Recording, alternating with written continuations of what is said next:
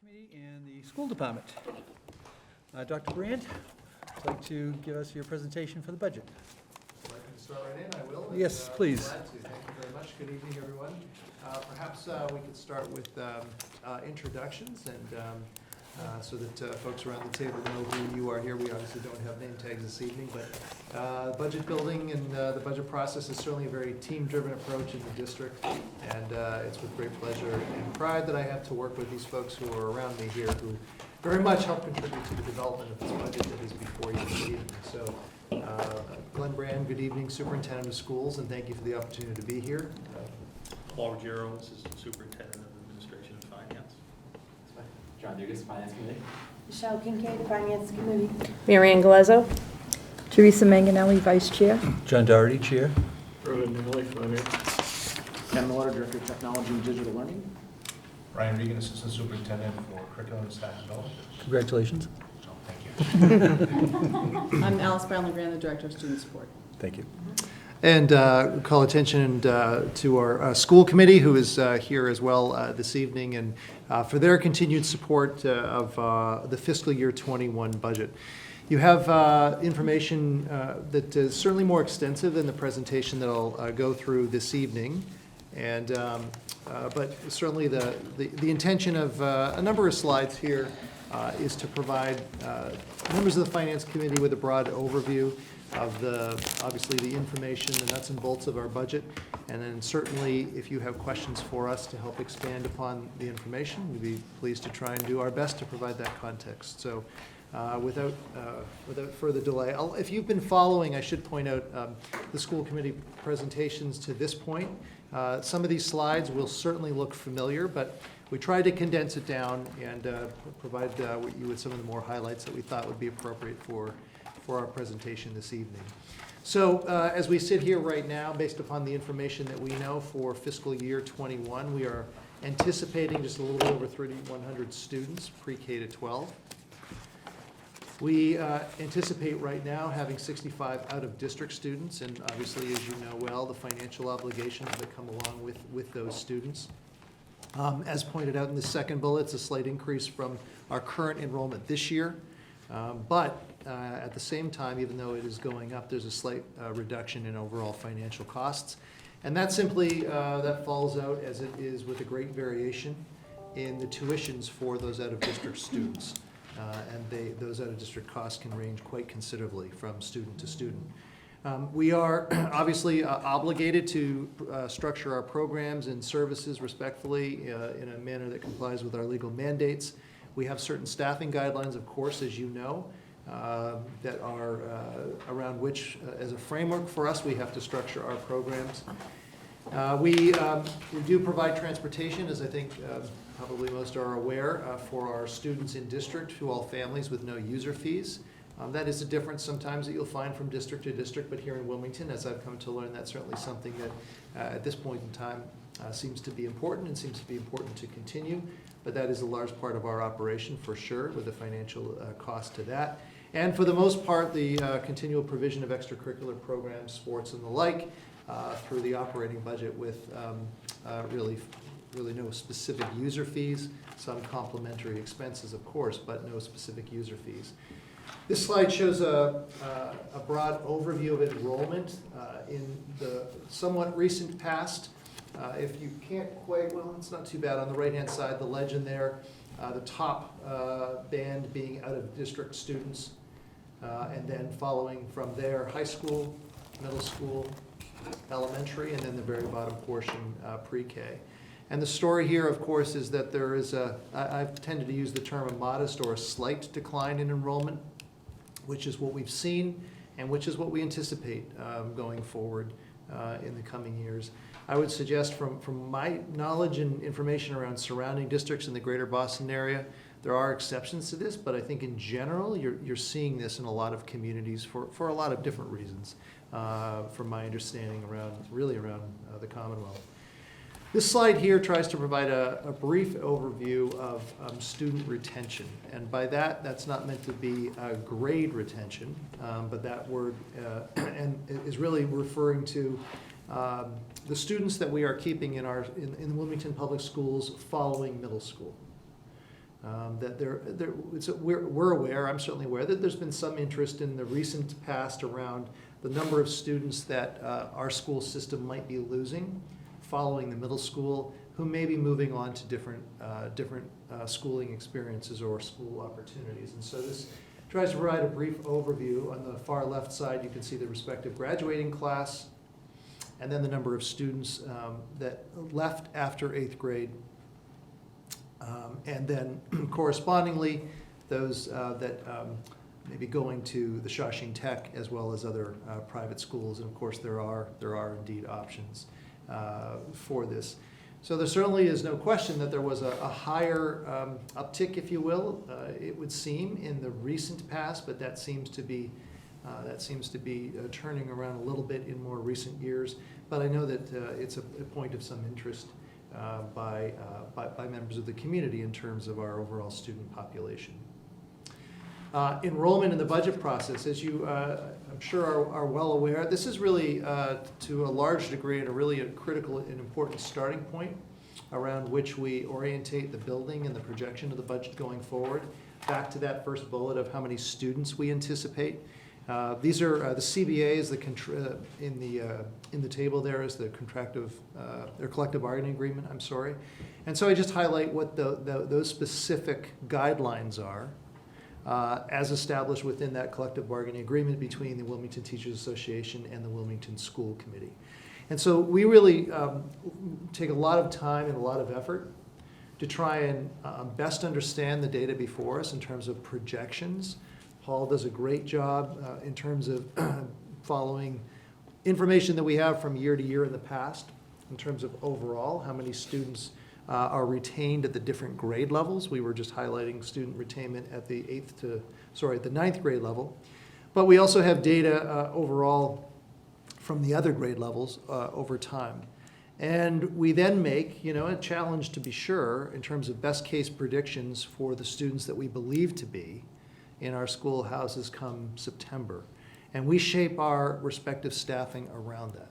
And we do so around these guidelines and make every effort to try and adhere to these. Sometimes that's challenging, as you might imagine.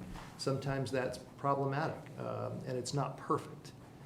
We could certainly have students that leave, and we could certainly have multiple sets of twins that move in one particular side of town that certainly could impact this. But here we are in March. We have a number of months still to go, and we've shaped our respective staffing model around these guidelines, and I think that that's just an important piece to draw some attention to. It's with certainly excitement around our continual efforts as a district, and I just make mention of this with this opportunity to draw your attention to hopefully something that's not new, and that's our strategic plan. We are in the first of a 3-year strategic plan for the district, and this is really exciting times. It's exciting for me as a new person to the district, a new member of the leadership team, but also equally exciting to be a part of the work that many built. This is not my plan. This is our district's plan and has been embraced and supported by our school committee that has a number of specific objectives and key areas of focus going forward. We also have a new vision and a mission statement that came out of the collective work of almost 50 people, actually all in this room last year, and I know we spoke a little bit about this last year, that really is helping set focus for us as a school district and where we are trying to go in terms of the programs and services we offer to our families here in Wilmington. There are, as I mentioned, 4 specific strategic objectives, and through the different budget presentations to the school committee, where there was appropriate opportunity, we tried to highlight some of the specific efforts to shape perhaps some resources, fiscal resources that is, or just other priorities that as a school district we, through the development of this plan, are setting out to try and accomplish. The next few slides provide just a general overview of some of the areas within the budget that I think is appropriate to draw focus to, and we'll start first with the Office of Student Support Services, under which this office operates under the leadership of Alice here to my right. And I think it's important to note for the Finance Committee and the community that this, as we call it, Student Support Services, is much more than special education. And I understand that in in many places throughout public education, I think the default sort of assumption and belief is that when you're talking about necessary programs and services for students, bless you, outside of the regular education setting, you default to special education. The reality is that there's an awful lot more that serves as or sits as obligations for public education to try and provide. And that could be around mental health, counseling, 504s, English language learning. As a district, we still do not have very many students that fall within that realm. That's very different for many districts not too far from here. And so all of those respective services, many of which fall to legal mandates and requirements, fall under our student support services. And there is, as we'll talk about in a few moments, a growing reality for Wilmington, and I would argue not at all unique to any other district around us in terms of the growing needs associated with the young people who are in our classrooms every single day. And this is at any particular grade level. That could be around mental health, emotional challenges that certainly we here in Wilmington, like our counterparts, are challenged with and faced with. And it's also a piece that was certainly called out very much in our strategic plan around efforts to try and enhance or improve our supports and services. Behavioral health needs is just one example that this slide calls out. The Youth Risk Behavior Survey, the YRBS, that it might be an acronym that perhaps you've heard of in the past, and just some highlights that I think underscore the realities for which not only as a school district do we obviously try and position ourselves to impact student learning as it relates to mathematics or English or any of the other many domains, but the other large and growing reality for which Wilmington, again, just like our counterparts down the road in Tewksbury or Woburn, face in terms of some challenges that don't exclusively fall to the schoolhouse, but certainly are those that we have to try and attend to the best that we can. And so one of the things that we know as we try and think about contending with these challenges are a number of things that research has certainly underscored. First off, our instruction and the differentiation, which requires time and attention to try and ensure that our teachers are best able to and equipped to meet these needs, the needs of our students. That is also driven by professional development and strong leadership to ensure that we have the appropriate programs and services in place. And many of these areas are called out and in fact identified within our strategic plan. That's the exciting part about thinking about moving our programs and our services forward. There are, it's I think really important to point out, a number of efforts to support our students within WPS, of course, the Wilmington Public Schools. And I think it's also worthwhile to draw attention to the efforts that that began before Alice's arrival here and that continue, and that is trying to build where it's appropriate in-district programming to better serve our students. In-district programming. And so you might remember at the beginning of the presentation, we talked about the anticipation of 65 students who, based upon the knowledge of those students right now, will, for a variety of different reasons, be in an out-of-district placement. But I'm talking here about the in-district programming and some of the very complex and very involved programs to try and ensure that we can best meet the needs of our students in our district. And I think it's worthy to note that this is highlighted through this budget plan for sure, our need to continue to expand and in some cases certainly add resources and staffing to try and best meet these needs. And I think that these bullets down the bottom really, I think, points out for our community, hopefully, the fact of what it is that we believe. These are highlights from a pretty notable report that was done actually here in Massachusetts. Not that many years ago as it relates to special education, but that's certainly where it is that we can try and keep our students here in district to provide the best educational experience we can for them, and that when they are in fact educated with their peers, everybody gains, not the least of which obviously is the students and his or her families. These next few slides, I think there are 3 in total, just provide a little bit of a comparison for Wilmington Public Schools. And these districts, DESE is Department of Education, as you may know. And these slides provide a brief snapshot view, if you will, of a comparison between Wilmington and other districts. And you may call into question or wonder why these districts are highlighted here, and that would be a fair question for sure. But these districts actually come from, or are those districts in which the Department of Education has, through a matrix, if you will, or a database, points to as comparative districts to Wilmington on a number of different factors. Socioeconomic being one, overall size being another, and there are a multitude of other factors. And so even though Westwood or Holliston may not be right around the corner, for a variety of different reasons within the eyes of the Department of Education, these would rightly be considered comparable districts to that of Wilmington. And so these next few slides provide a few snapshots as a snapshot relates to such things as, on the left, full inclusion. So how many students within the district are fully included? Those students with special education needs. How many students, and as you can see here, 66.6% of Wilmington students are in an inclusionary setting here in our district.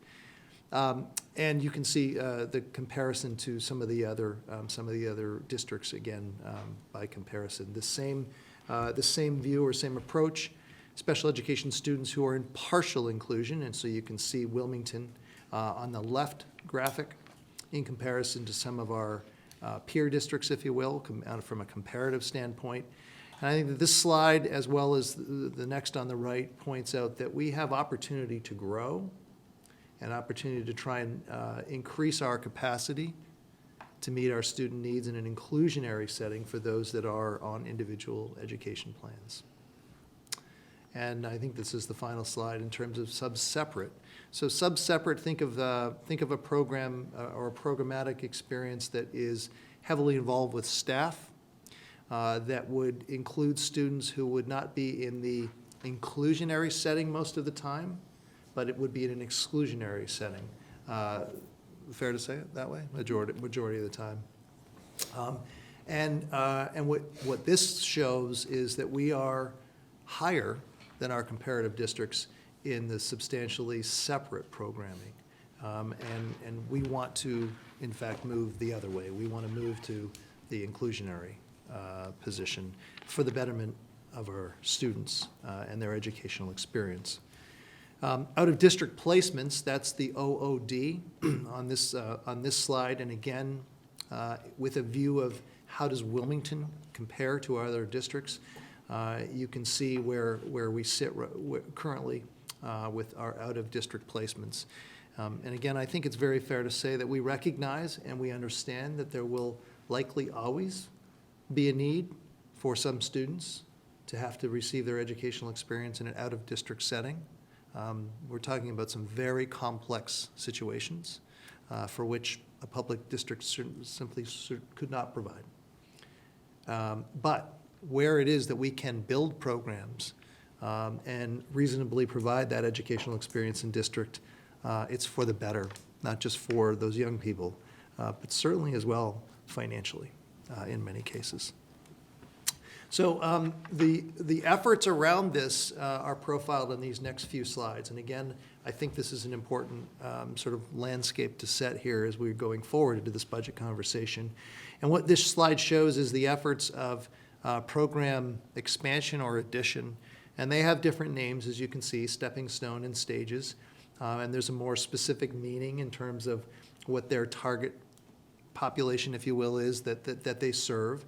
And we are faced with this reality of the challenges of an 8-school district, 6 at the elementary level, which makes this a little bit more challenging to be sure. But you can see that over the last few years, the addition of some of these programs, where there was an opportunity to build these programs and where there was an opportunity to keep students in district. And that's what this represents. And in many cases, maybe not every single case, but in many cases, had we not had these programs available, it would have led to many of these students, most of these students, thank you, most of these students having to go out of district for their educational experience. And on that note, I know there's a lot of numbers on this slide. And so just want to spend a couple of minutes highlighting this, because this notion or this important idea of the out-of-district versus in-district programming, understandably, and I fully understand it, even quite frankly for those that are in the field and in education, our teachers, they would not, with all respect, quite understand this. They wouldn't have a grasp of this. And that I completely get. But we tried to build this in a way that it could provide some transparency and clarity around what it really means for the conversation that we're having here this evening around finances. And so at the top of this table, you can see the elementary is called out. And you can see that there are, what we profile here is the total number of students that are in district at the elementary level, would be 25. And correspondingly, the out of district at the elementary level, if we said 25. And these were hypotheticals, right, as we were building this? I think. Student numbers. The student numbers. Student numbers are accurate. Actual, based on sorry, this current that's right. year. So the total staff, can you see that? Yeah, you can. The total staff in district sits at 12 at the elementary level. Right. And that staff cost combined, if you follow the cursor over to the right, is approximate of $465,000. And so that cost for 1 year of labor, if you will. And then a total cost over 3 years. So if you just stick with this for just a moment. So 25 students at the elementary level receiving their educational experience in district, with obviously a staff complement necessary to educate them. And then over 3 years, just under 1.4 million for that, if that group of students was static. Underneath that, out of district costs, 25 students, how much the estimated tuition would be, and that's an important piece because there are different programs out there with different tuition costs. Transportation, which is an obligation for districts when you are sending students out of district. The estimated total cost for 1 year for those 25 elementary students, just under 2.2 million. And correspondingly, again, don't have the program in district, same number of students, the approximation of just over 6.5 million for 3 years of education. So in the interest of time, I won't go through all of these, but we tried to map these out, and great thanks to Alice and Paul who put this together. But I think from the standpoint of our community, certainly folks like yourselves, our school committee, this is what we're talking about when we're talking about certainly resources, costs, and efforts to try and continue to build and enhance programs and services where we can keep students in district when we can. And as you can see, the variations can be quite something when you're talking about 1 year, let alone multiple years. Personnel changes, the last few slides here highlight some of the changes that are in your information as it relates to fiscal year 21. There is a proposal that is before you for 1.0 FTE, or full-time equivalent, the acronym that we use for our team chairperson. As this slide points out, this is one of the positions that was recently recommended to us in the Walker Report. The Walker Report was an important report that provided a review of our programs and services under the Student Services umbrella. Currently, we have 4.0 FTEs as team chairs, and that creates a strain or a tension for us in terms of the operation of our services, specifically such things as facilitating team meetings. Adding this 1.0 will certainly have great benefit for us going forward. And we can expand upon these if you have questions, but just to quickly highlight some of these personnel changes that are included in the budget. The next one, 1.0, Board Certified Behavioral Analyst, or BCBA, as we commonly refer to it as. It's being recommended to help again to expand the support, support the services, expansion of services for some of our students with more significant programmatic or educational needs, It's also something that was recommended fairly recently in the Walker Report. We currently have 2.0 FTEs, and this would expand that to 3. Special education teacher at the middle school, an addition of 1.0. This also is something that was recommended through the Walker Report, but it's also a need that we realize to advance forward our support of special education programming at the middle school. Similarly, also at the middle school, but a different position. 1.0 FTE for social worker. That's a clinical position, and also was something that was recommended as part of the Walker Report. And this is in a direct response to our recognition and our belief that this is important and it's necessary to help further provide services for SEL as social emotional learning programming, and our students with some more challenges around mental health needs as such. A highlight of the other personnel changes that's included in your fiscal year 21 budget materials before you, educational assistants, 5.4. These have been identified through an analysis of the specific needs for our students that are on IEPs or individual education plans. Clerical support for student support services, 0.6 FTE, so not a full-time. That was a position that we believe at this point in time is still important to support the services. It's something that was a part of a grant previously, and that grant funding washed away or fell off, if you will. And so at this point in time, we are hopeful to be able to keep that position in place. And then a reading specialist at the Wildwood School, 0.25. And this is an effort to try and provide parity, if you will, between services at the Wildwood and the Boutwell, which obviously is for the youngest students. And finally, information technology, 1.0 FTE. It's a new position that's being recommended. We have had, through Ken Lord's leadership, and so great to have him here with us in the district this year, his ability to have gotten in and understand our operations, where we have shortcomings or tension in terms of the ability to service what is an ever-expanding number of devices, complicated infrastructure, that we are, as you know, responsible for overseeing. And so his recommendation, which certainly I support, and thanks to the school committee, around trying to expand in a modest way the technology. So when you wrap all of this together, here's a highlight of the personnel changes, overall, not just changes, but personnel going forward into FY21. So again, the acronym, of course, FTE, full-time equivalent. And when you roll this up, it's 489.6 full-time equivalent staff that's being recommended. And you can see at the bottom of this graph a highlight of those new positions totaling 9.15. Personnel changes, I noted this is just a highlight that pulls together on one slide all of those that I spent a few minutes just a moment ago going through. Salary changes, when you wrap all of that up together, the FY20 budget salary at the top line, you can see here of 32.7, just a little bit over $32.7 million. Correspondingly, steps and lane changes, new positions collectively or cumulatively totaled, the salary increases, retirements, and longevity.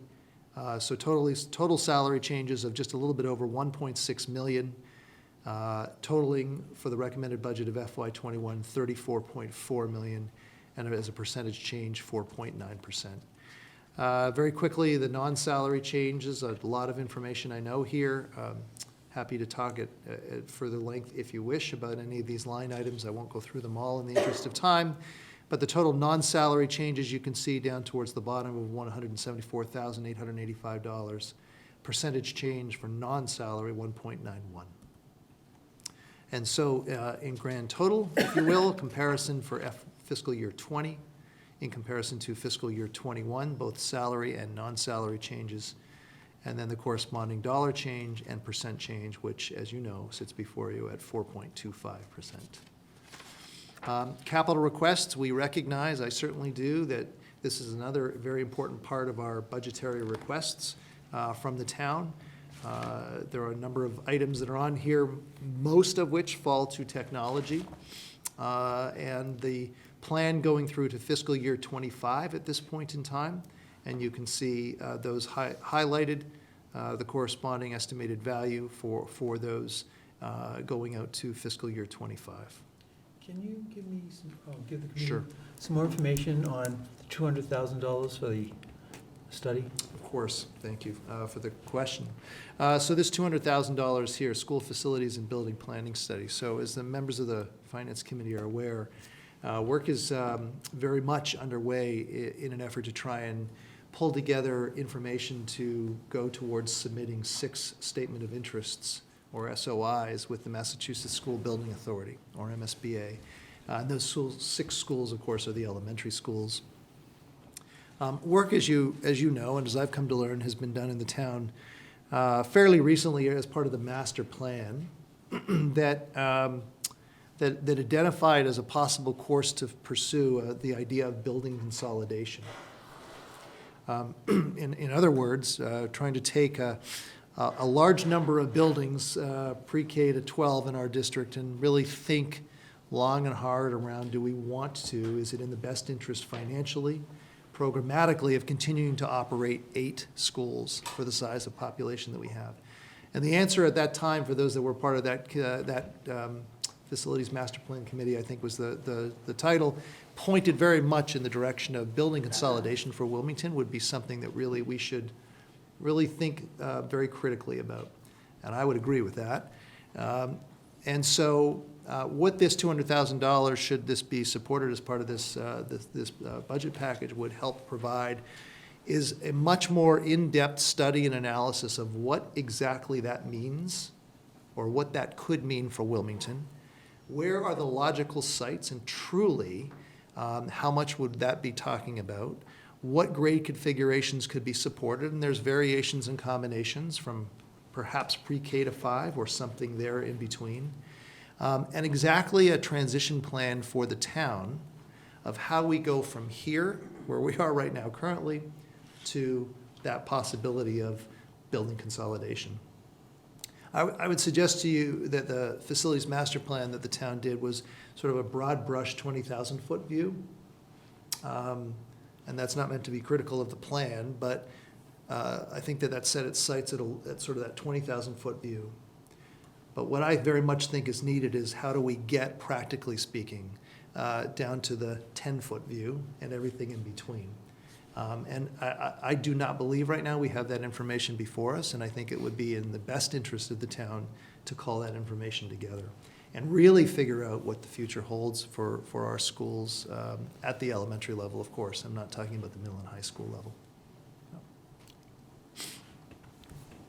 So with all of that said, very, very happy to take any questions you have about what I know is an awful lot of material and an awful lot of information. Any questions from the committee?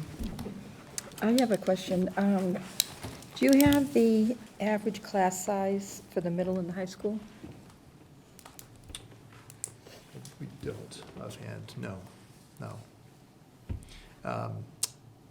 The certainly information that I could get in terms of the middle school, we, as you know, operate that with the team teaching approach, or the, we don't call it clusters, but the houses. So that certainly could be, that could be data based upon the core courses there, math, science, et cetera. The high school level is much more complicated, of course, in terms of the great array of class size numbers. That could probably be pulled by department, I suppose. It'd be a lot of data, of course, with so many classes and so many sections, but it's certainly something we could pull together. I'm just looking for something that will give us a more concise average classroom size. Yeah. So some classes may be larger, some may be smaller. I'm not really that interested in getting too far into the weeds, but I am concerned with the declining enrollment. Right. I don't believe that it's minor. I think if you follow that decline in the past 5 or 10 years, and you look out over the next 5 or 10 years, it's significant. So I'm concerned about what effect that has on the classroom size, which would make them wonderfully sized for education, but at some point, maybe it's not financially feasible to have 2 classrooms that each have 8 students in them. So that's what I'm getting at. Yeah, if I may, it's a great question. It's one that I probably would ask if I was sitting where you are. And it's one that I have said, in fact, in a school committee meeting previously, and I believe in one of the accompanying memos. But I was very pointed in that we have not, we talked an awful lot earlier and through the budget process around the elementary level, and trying very much to adhere to those guidelines that I mentioned earlier. I will absolutely say that we have not paid that same attention at the secondary level, and I think we need to, and I think it's along the lines of your point.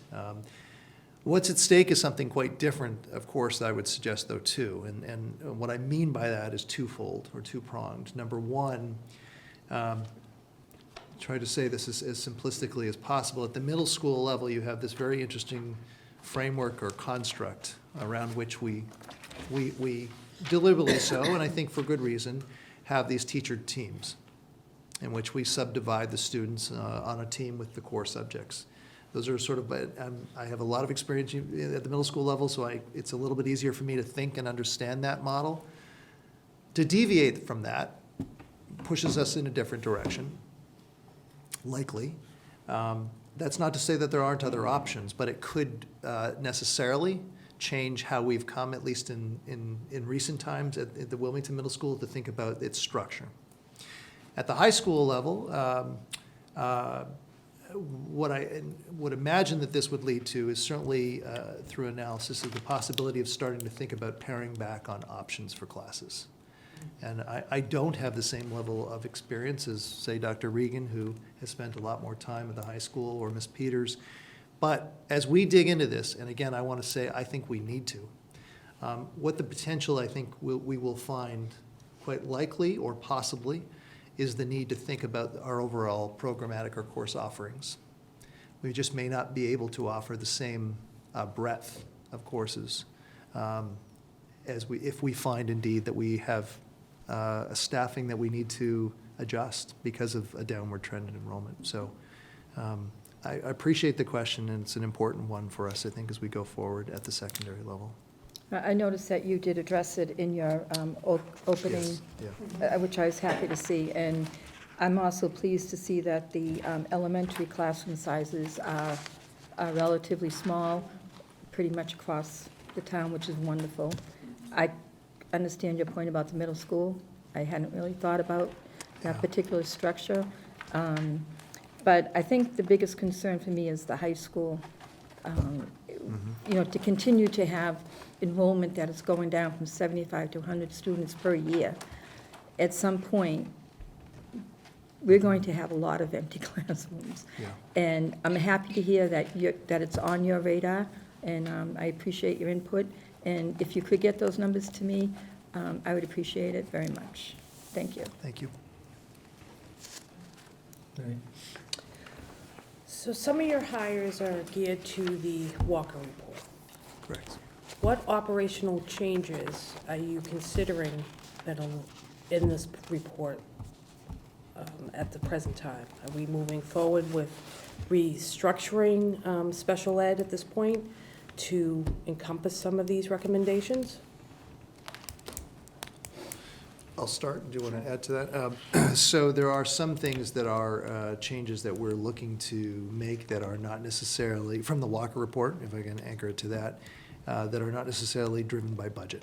So those are processes, procedures internally that were either identified in the Walker Report and then led to action steps that we are taking and or in some cases as part of our strategic plan.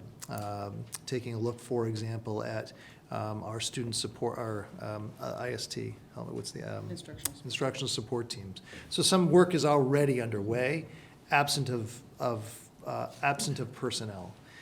I'll go back to a second just to highlight one, for example, the team chair. Oops.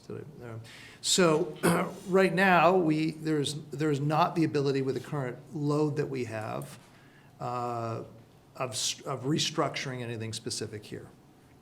And so the team chairs have responsibility to oversee not only just our team meetings, as many as they can within our district, but they also have responsibility to oversee the team meetings for the 60-ish, 60, whatever exactly it is, students out of district. So right now, those positions I would suggest, and Alice can speak more to, are more at capacity.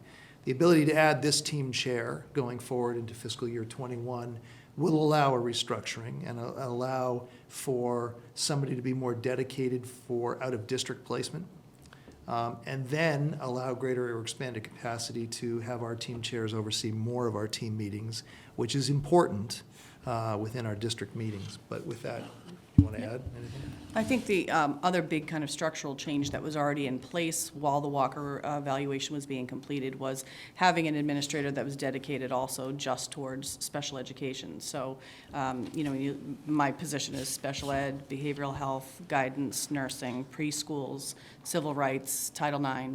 And so it was one component. I think people associate the office, because it was historically a special education office, with just being special ed. So at the same time that the evaluation was being completed, Dr. Brand and I had actually already been in conversation about the need to have one person who's much like we have Christine Murray, who is our coordinator of behavioral health, to have somebody who's also is dedicated to just special ed. And so we did make that change at the end of last school year, going into this year, with the Walker report recommendation actually to also have an administrator solely responsible for special education, who's our coordinator of special education position that came on board this year. The other component, just to kind of step back to the team chairperson piece, having an additional team chairperson helps us certainly with dividing up the caseloads that we already have. But one of the things that's, I would say, consistent is the inconsistency of who runs what in this district for meetings. So, for example, at one building, you have a team chairperson that might run all the initial and reevals on and everybody, pretty much everybody in the building. In another building, because that team chairperson might have 3 schools, they run maybe the meetings on students and programs. You might have a school psychologist in one building that's running an IEP meeting. You might have a guidance school counselor that's running it in another building. And I've tried to pull some of that back, but it's not doable with the current. The benefit for us is that having the same person in the same role running those eligibility meetings allows for certainly better compliance, making sure that the process is clean and legal, and just greater consistency with the eligibility process as a whole. So some of those structural things will make, I think, a big change in terms of the function of the department. The other big thing that we are, which is also part of the Walker report, is we are part of the Department of Ed Institute for Inclusive Practices, Professional Development. So myself, Dr. Brandon, and other administrators have actually been, since August or September, participating in that, to be looking at a long-term plan about how to move the district towards true inclusive practices. I think that there's been some attempts at that over the last few years that hasn't completely gotten off the ground. We need to do that for lots of reasons, and it will benefit all of our kids instructionally when we get there. About as far as the principals, the special education teachers reporting to the principals versus reporting to yourself. Yep. Are you going to tighten up that structure at all at this point? Because it Yep. seems to be a big problem right now throughout the district. Special ed teachers, well, I don't want to jump in if you, special ed teachers will always report to the principals, right, in terms of their being there, because they are building-based staff, and principals, under ed reform, have responsibility for, evaluation, supervision of all of their staff. What we have done this year, and really started this year, was a more formal collaboration between my office, myself, the coordinator of behavioral health, who's also an administrator, and the coordinator of special education, and having input into evaluations. And so I think you might not have a principal that necessarily is comfortable evaluating a very specialized skill set to, let's say, run a program for students with autism. And so they might have the evaluation understanding of what's good teaching practices, but they might not have that other special ed piece. So I think having us have the input into the teacher evaluations gives them that other piece, the more kind of special ed, specialized lens that I don't think has always existed here. So that is also a change we made this year. One of the other critiques that they had was the education assistants. They feel they're not being utilized properly, or are we tightening that up as far, because since we're adding, 5.5 education assistants? I can, it's up to you.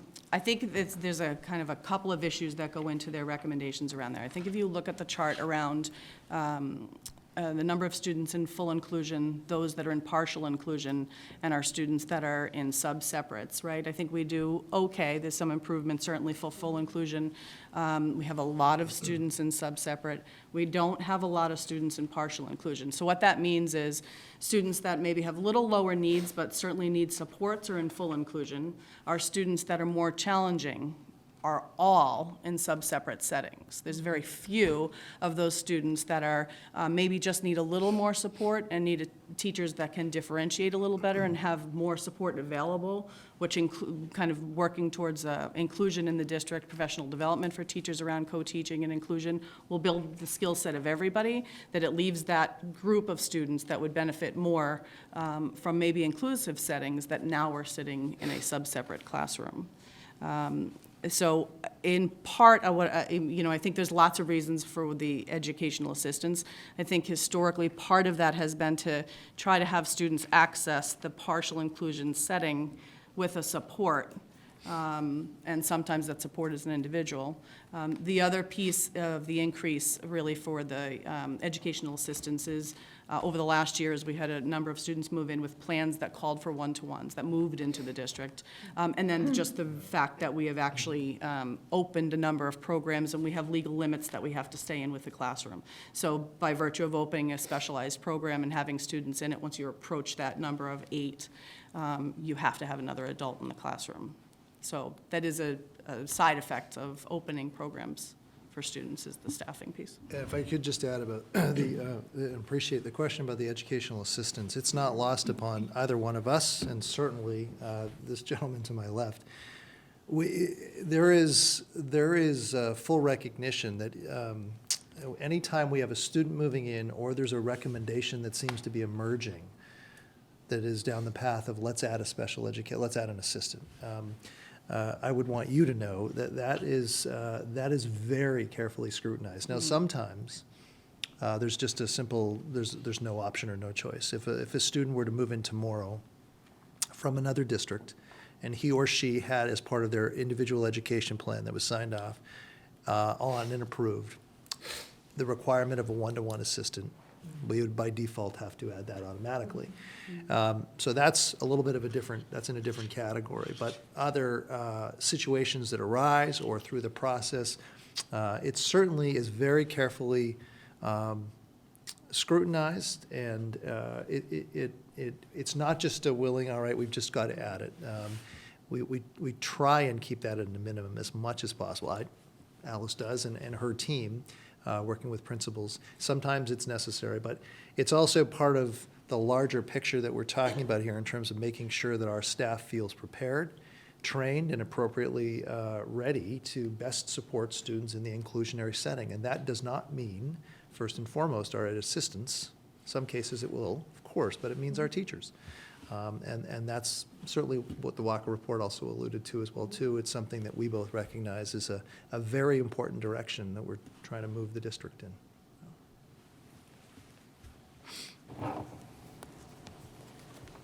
So one of the other ones, the Middle School Learning Center, did you find it through this report to hire anybody else for the learning centers in the middle school? That's the 1.0 special education teacher at the That's middle gonna school is be- proposed.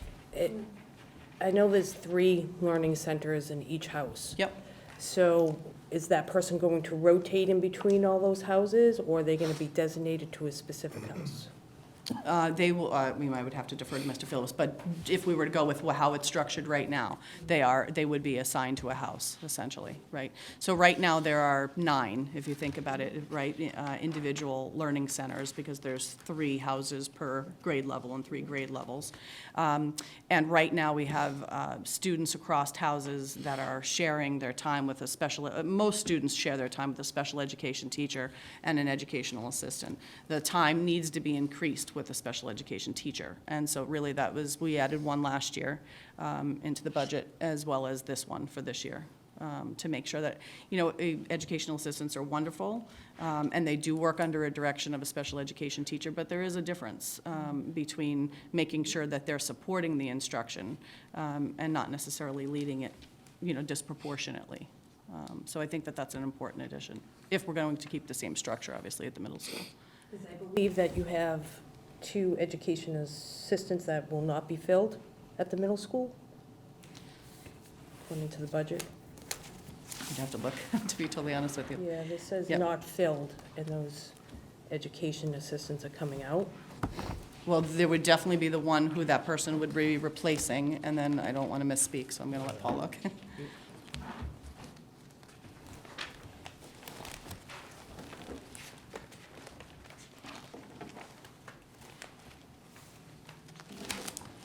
Yes, we do. Actually, I'm sorry. Yep, we do have a student that moved. So that would be, is in the process of a different placement. So if that's the one I'm thinking of. So the 2 retire, Okay. no fill, Right. so you're gonna be doing away with 2 ed assistants? Because they're not one-on-ones, No. according to this. I think a lot of students have also moved up to. To move high down. school. They will be moving to the high school, school. yeah. So some of these. And you don't see any need at this point in the middle school to keep the status quo? You don't see anything moving up from 5th to 6th grade? So if those students would have the service, they would go with them Okay. currently. Well, that would be the one-on-one services. Yes, one-on-one. Yep, but in terms of a program ed assistant, they're at this point, we have a number of one-to-ones that are in our programs, that the students are actually 8th graders. So there's a large chunk of kids that are moving to the high school that have educational assistant support. And the ones that I know, for example, you do have ed assistants that you are hiring, that are new hires, that are going to specific schools. Is that because there's an increase in the IEPs in that particular school, or? Honestly, They're not yeah. one-on-ones, so I'm trying to figure out if there's an increase in the IEPs. So some of them are one-on-ones, and so the bulk of students that we're having, just as a general trend at this point, that require that level of service are our students coming out of early intervention. So our 3-year-olds that are coming in with profound disabilities, that are nonverbal and have difficulty being mobile around the building. And those are the ones that we're adding that are either aging in this spring, so they will be coming probably before the end of the year. Some of them are going directly into our highly specialized ABA classrooms or programs for students with autism that require ABA methodology and require that level of support. Their delays are at 3 profoundly enough that they would require an additional adult with them, either because of medical issues. We do have a couple that are also the result of medical issues. You didn't find a need, according to this report, to add a math specialist at this point? For the Walker report? Yes. That did not cover math. No, that wouldn't have been their charge. No. Let me see what page it's on.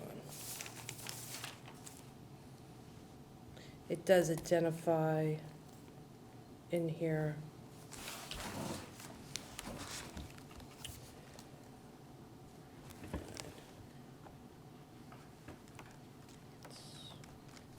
I believe it's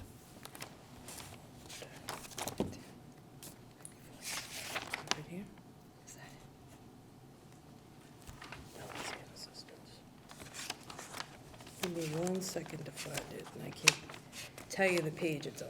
I'll ask a question so she can Yeah. look at it. Well, not that they might not have, Yeah.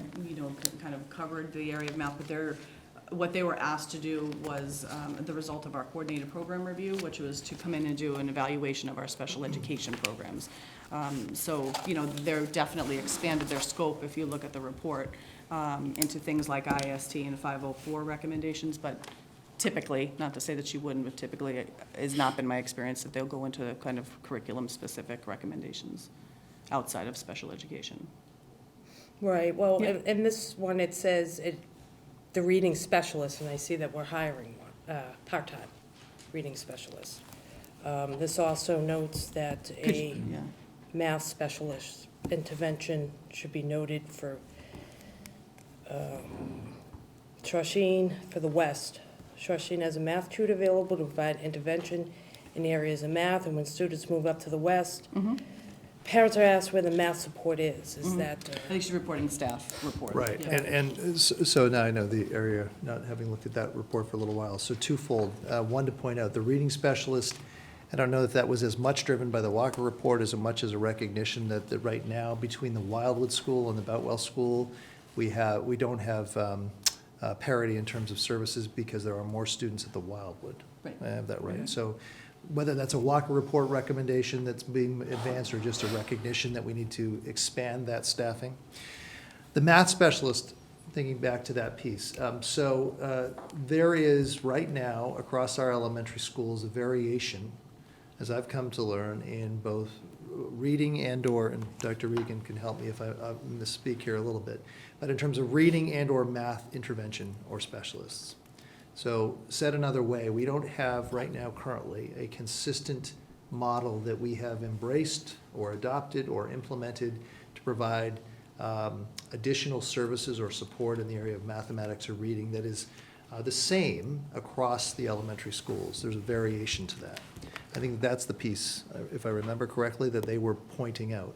It's something that has come to both Brian and my attention, and it's something that needs to be attended to. And just as we went into this budget period, quite frankly, and thinking back to the starting of this budget period that happened back in October, I guess it was, for both of us with just a year effectively under our belts, that's just one of those things that still sits there that we need to attend to. And we need to figure out which direction we're going to go, to have some sort of, call it a program, call it a plan, call it whatever, in terms of what's consistent. So it doesn't matter which school your child might go to, whatever side of town, but we have some continuity of what that looks like at third grade or fourth grade or second grade for math or reading support. We have to figure out which direction we're going to go with that, because I think that it shouldn't matter the building you're at. It's, well, what's our intentionality around what that looks like, right. and that we still have work to do. When do you expect to have some sort of plan in place for Going that? into next budget year. Okay. And that doesn't necessarily mean coming to you to add staff. I think we just need to figure out what that looks like. So. I have a question. So if a child receives an IEP, which is guaranteed if they have a disability under the Disabilities Education Act, do the services that are defined under that plan, are they guaranteed to receive them?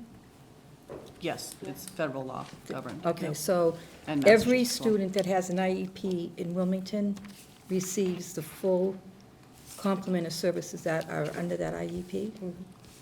So when they develop an IEP, they identify the student's, specific needs, and then on what's called the grid page, it will outline their services. And so they're entitled to those services once that plan is signed, assuming it's current.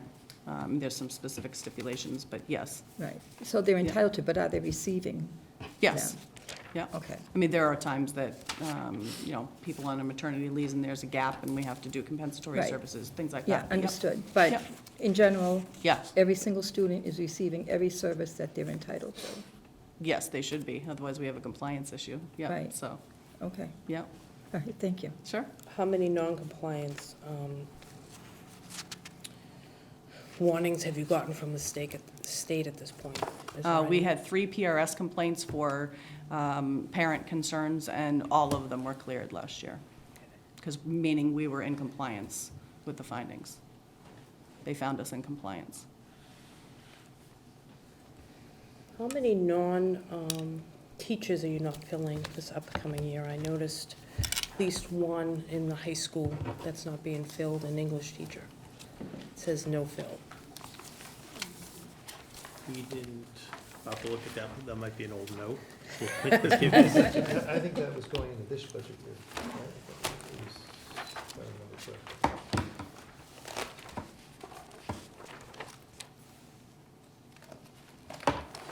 Yeah, it's retire, no fill. And we have another, well, it's an education assistant retirement. One of them's an old note. That was going into the FY20 budget. I just didn't Is it? have a chance to blank that note out.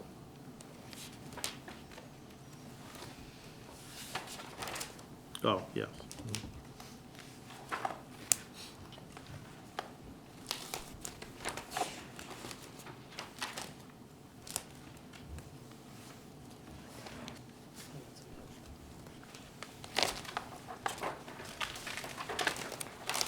Is there any, Paul, do you know off the top of your head how many that are not gonna be filled at this point? Or is this just an old note, like you said, the no fill? That one's an old note on the slide that we showed on the FTE. If you could go back.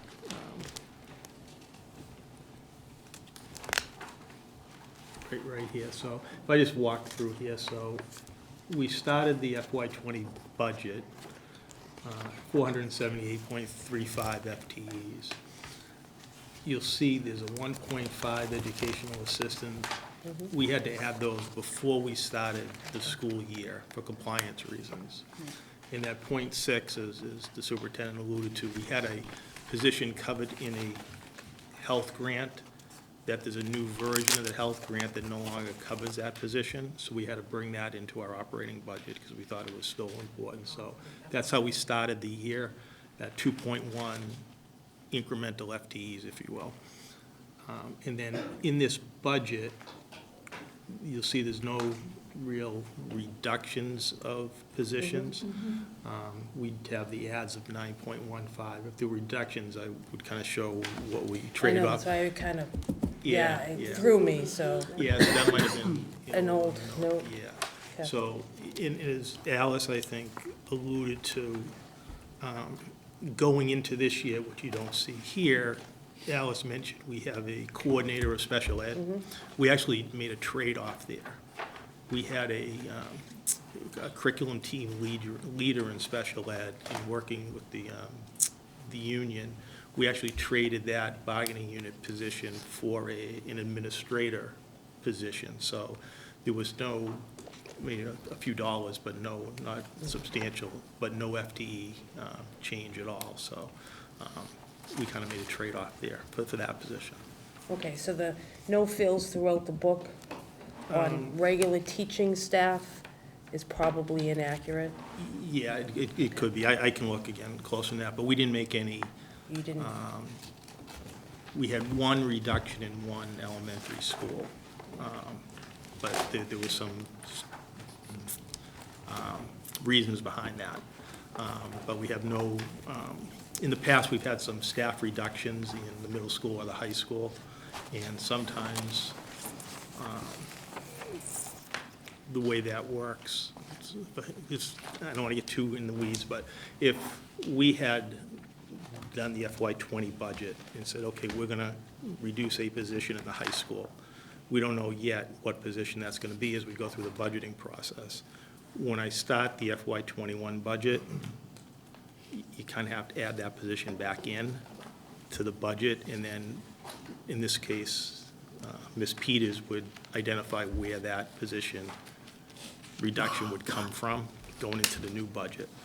So that could be one of those, and I can get you that information. So some of those no fills, so we might have said that we're going to cut a position from the high school during the budgeting process. We didn't know where it was going to come from, but you had to cut a position. So going into the next budget season, that might be what that is. But I can look into that and get that to you. Yeah. Yeah, no problem. Anything else, Brandon? not for right now, but I might come back. Okay. Any other questions from committee members? Okay. Michelle or John? I do have a couple of questions. What's the status on your union and employment contracts? We at the end of this year, our cafeteria association is up. We have, the teachers are up, and the nurses, I believe, are up at the end of FY21. Okay. So we have, I can use one of these folders anyway. So The teachers are up FY '21, our administrative assistants FY '22, educational assistants FY '22, nurses FY '21, and the cafeteria is up at the end of this fiscal year. Okay, thank you. It was announced, and the various groups that are using the Arts Council Center got a notice for eviction in mid-April, and the school department's going to be taking over that area. I understand that you need space and that you've been using classrooms in various schools, and you also needed, at some point in time, storage space, I guess, that was brought up at a school committee meeting. I was disappointed in comments made that the schools would rather have, and I'm not saying anyone in particular, would rather have a new Wildwood school than a new town school administration building to bring all the departments into one building, which would free up space in the schools. You know, we have to work together, and a new town hall, a new school administration building is needed. And I think everyone should be behind it. But it's kind of disappointing to see that out in the public. The other thing is, I want to thank you, Dr. Brandt, for, I did give you a lot of requests for information over the past couple of months, and you've been very kind in getting them to me. The only thing is, the one I got today is dated March 1st. You know, I only got it today. So it really didn't give the committee enough time to digest it, which is kind of disappointing. But other than that, I want to thank you for all the information they have given us. If I may just point out, that date does not reflect the completion of that. That report was finished last night, and Alice, it took her an extensive amount of time to pull that together. We did get that request just about a week ago, and so it, I it's something that I think going realize there was a lot forward, to it. yeah, no, I certainly, I want to point out, I'll take this opportunity, we certainly respect, and I thank you for the thank you, but it's, I'm working with these folks around the table to pull that information together. As I trust, and I'm sure you can appreciate, that particular one, there's an awful lot of time that had to go into compiling those, and very willing to do so. She worked through and last night and got me that at the end of last night. So Thank you. That date I is should not update accurate. the date. I started with the template and then plugged in the graphs after. The other thing is, and we talked to the IT director for the town side, is how much interaction do you guys have with the town IT? Because for a couple of years now, we've been making the suggestion that the schools and the municipal side should have one IT department. You know, but how much interaction is going on right now? So John O'Neill and I do consult regularly on various things, and we have discussed if there are any possible ways we could merge our needs. Unfortunately, we don't see any at this time. We do collaborate on quite a few different things. So the end of last year, John wrote a grant for cybersecurity training, and that grant covers the schools, and that works with us. Whenever we look to new projects, we collaborate and coordinate, and we brought in a recent vendor to come in and do some security analysis of our network, and he participated in that meeting as well, so we used the same vendor to do some analysis of that sort of thing. We do have quite divergent, the town especially has so many pocketed specific needs, police, fire, water, all those different things are very different from schools. So we did have a discussion right after I came on board, if there were any areas of collaboration. We weren't able to identify any of this. Just want to make sure. Yep, oh yeah. I was also asked if, would the school committee like to make any comments, or? No? If not, there was a gentleman in the back one had a question. I have a couple questions. Why don't you come down here, because WCTV doesn't have a mic for that, so. Well, one of the questions I had, you have, that's a good chart to have up there. You have 480.45 for FY '20 FTEs. But all I have to look at is past year's town warrant. And they call out somewhere a few above 430, and a few below 430 for the last 6 or 7 years. What's the difference? Because we voted on 433 point something or other of FTEs for this year you're working on right now. I can answer that. So in the town warrant book, the FTEs shown there are our local appropriation FTEs. So the difference is there's some employees that part of or all of this salary is paid through a grant. So this is the grand total. The number of FTEs in the grant in the town warrant book are the FTEs that are associated with our local budget. So Operating budget, if you will. the budget that you present today, does that include the grant money? It includes the grant FTEs. But how about the It overall? includes the grant FTEs and the local operating budget costs. Yeah. There's So another page that we have that kind of shows grants. that would be additional money. Paid through a grant, Yeah. correct. Yeah, from the federal government, essentially. So the other thing I noted that is over the last 3 or 4 years, the budget grows 4+% every year. The town budget doesn't necessarily grow that fast. So this is actually becoming a bigger part of the budget every year. And it is a significant part. It's the largest part. Yes. Yeah. And our product, the children that are in the schools, is going down. In fact, maybe 10% over the last 5 years.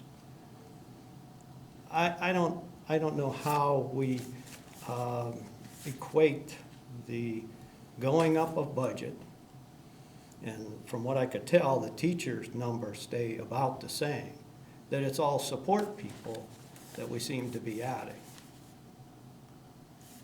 I know I came from a corporate background, that we'd be told to go back and sharpen your pencils.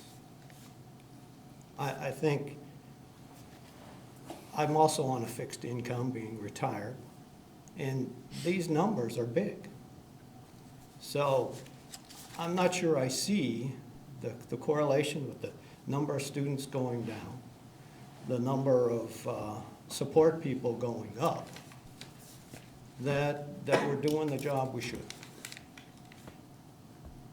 And again, I go only by what's in the town Actually, warrants. sir, if you go to the school's website, Yeah, the budgets are online, and you can actually download them and see the actual budget.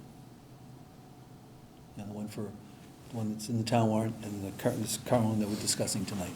yeah. And there, Okay. you can see it in there. Well, Yeah. it's just that You're right, you're right. I'm seeing keep adding to people, and we have less kids. Now, I think what you're doing to try to get in-house stuff is great, because it does look like a place where you can save money. But I guess my thing is, my background says we should be looking closer at this. If I, thank you, if I may, just a couple of things to point out, and I certainly understand the question on multiple levels. So this is only an effort to try and respond as best as possible to that. And one of the things that I think about on this slide is the reality around which we have to operate. Sometimes in the past, I've used the analogy or the metaphor of just to open our doors in September. And all things being equal, so just if you would, to back out the recommendation that sits before the town in terms of these new positions, keeping everything the same, the staff the same that we have in place right now, the folks who are working in our cafeterias, and the reading teacher, and that third grade teacher, and so on. Step and lanes change here, just a little over 500,000. And salary increases here collectively, generally or broadly speaking, those are two contractual commitments. And so just to maintain the status quo that we have and to open our doors in September, you're talking about, right out of the gate, a substantial increase. That's a lot of money for sure. The piece that you mentioned around the declining population and the increased positions, I certainly well understand that too, and that was the effort that we tried to play out here in terms of the changing demographic of a large part of our student population, requiring different services that are more complex or more intense, that unfortunately, sometimes, not always, but sometimes leads to the necessity of adding some staff. And that was the effort to try and show that if we couldn't keep those students in district, and if they were to go out of district in some cases, you know, we might be talking about more costs. But I understand how that looks, that we're declining in enrollment, but yet why is it that we're adding? That was an effort to try and point that out. And then the third piece is related to the first question of the night, you know, around enrollment and how does that relate to overall the other positions. I would say to the committee and to the community that right now, based upon the population projections we have, we are right along the line of those class size enrollment guidelines that we talked about at the beginning at the elementary level. We are, we don't have that data specifically for you, but with a lot of care and attention, if you were to peel back the layers and see the class size projections and the number of teachers that we have per specifically 5th grade and under, we are right there. You know, if there are folks moving out of Wilmington, you know, empty nester, I don't know what that data looks like. There certainly seems to be folks who are moving in with young people to backfill those positions. The point taken earlier, though, at the high school level and arguably the middle school level, that's an area that I will admit we haven't attended enough focus, but I do think we need to. And I can't sit here and say that there should not be or won't be forecasted reductions there. So you're saying in past years, we haven't been at these levels? I think for what I've seen in the recent past, we have been right there at those levels. With, ironically to me, and thinking about the number of buildings we have, with fair degree of consistency. Sometimes maybe one building on one side of town has, let's say at the grade 1 to 3 level, 18 students. But the other side of town might have 21 students in a particular year or something like that. We are hugging, whatever term you might wish to use, we are hugging these numbers. Really within the last good number of years with great consistency, actually. And if there was to be a discrepancy or a drop, not a discrepancy, a drop, we would make the corresponding change. And we have done that in my short time, and Paul has opened my eyes to that. And that's why sometimes you might hear about this in the community, where, I'm just picking a school, Woburn Street might have 5 classrooms at one grade level this year, and next year they might have 6. And we're just not sort of moving around just for the fun of it. It's trying to be responsive to that student enrollment. And it's just the way that it's worked out, where we haven't been to that point, I don't think in the recent years, of reducing an elementary teacher thus far. I might be wrong in that. We have done that in the past, trying to stay within those guidelines as best we could. Well, I was just looking at the totality of the decrease. I looked at FY10 versus now, and there's like 600 fewer kids. And that sounds like a number of teachers. But thank you for your discussion. Thank you, sir. So I'd like to thank you for the information that is throughout the budget and then summarized under grants in the budget. It's very helpful to see that. I appreciate it very much. I think we all do. So I have 2 questions for you. Who is writing your grants? And I think you earlier mentioned that they're mostly federal. The IDEA grant. Okay. So where are most of these grants coming from? Are they state and federal or private? And basically, who's writing them? So we have, and I don't know if you received the document that I had put together. I sent it to Kerry. I know discussion came up about grants. Yes. So Yeah, so I had sent her a document last week, I believe, that showed all the grants we had, whether they're federal, state, competitive or non-competitive. So a lot of our grants, we have some special ed-related grants that are, federal. That we have a health grant that I mentioned that it changed so that one year it covered this 0.6 that we talked about. This new one doesn't. That's a state grant. But most of them are kind of federal. Who writes them? It would be kind of the Director of Student Support Services, the Assistant Superintendent, Staff Development, our Title I Coordinator, our Coordinator of Behavioral Health.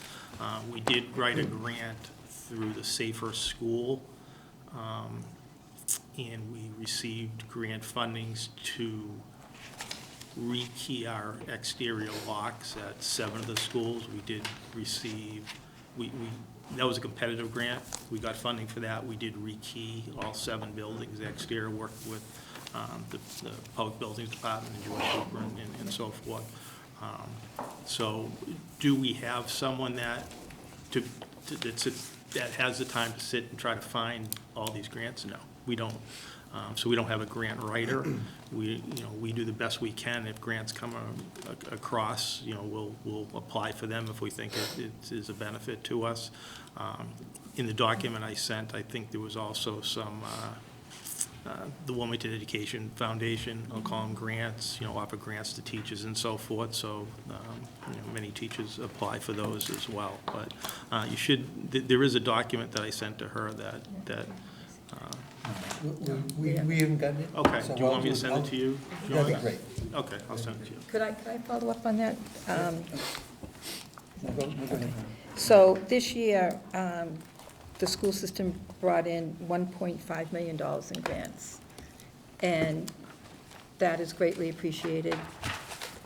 It represents a lot of hard work on behalf of many individuals scattered throughout the school system.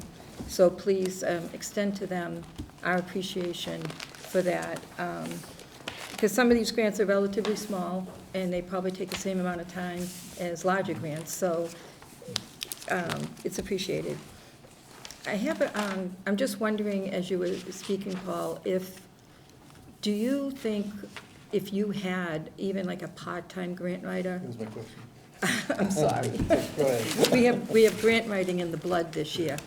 If you, do you get the sense that there are grant opportunities that you're not able to take advantage of or to investigate because you don't have a dedicated person to do that? Or do you think you're pretty much covering most of what's out there?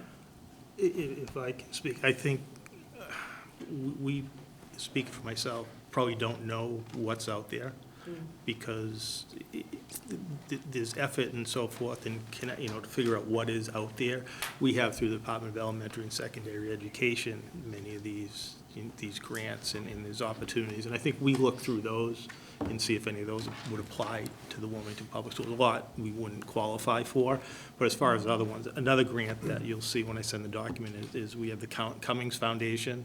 A teacher had applied for that. That was $100,000, so it's 33,000 each year for 3 years. So that was a grant. That was a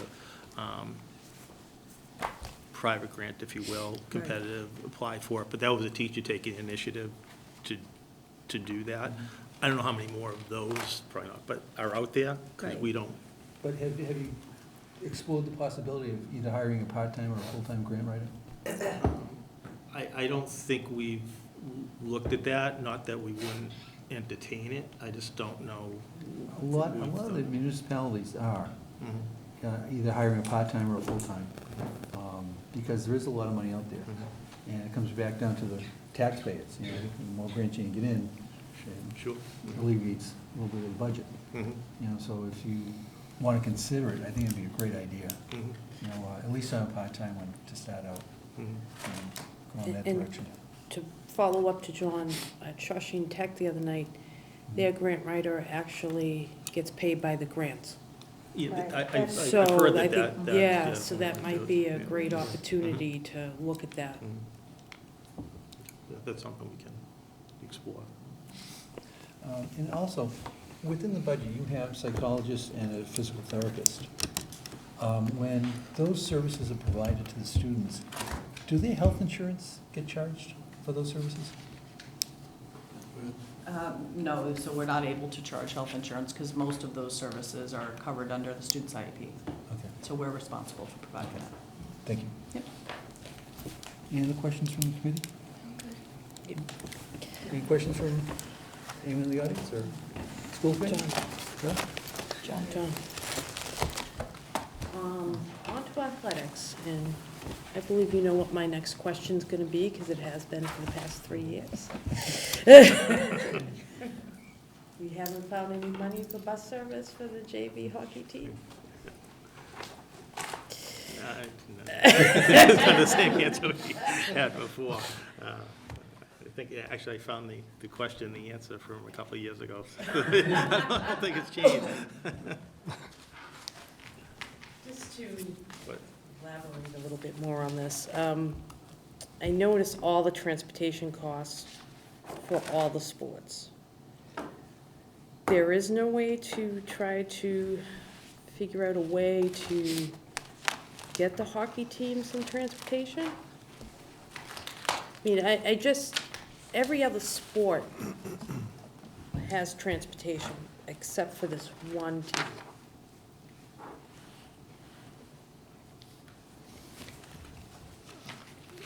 we can certainly, again, talk to we have as you're probably aware, we have a new athletic director coming in starting July 1st, so we can actually have that conversation and see what we can do on that.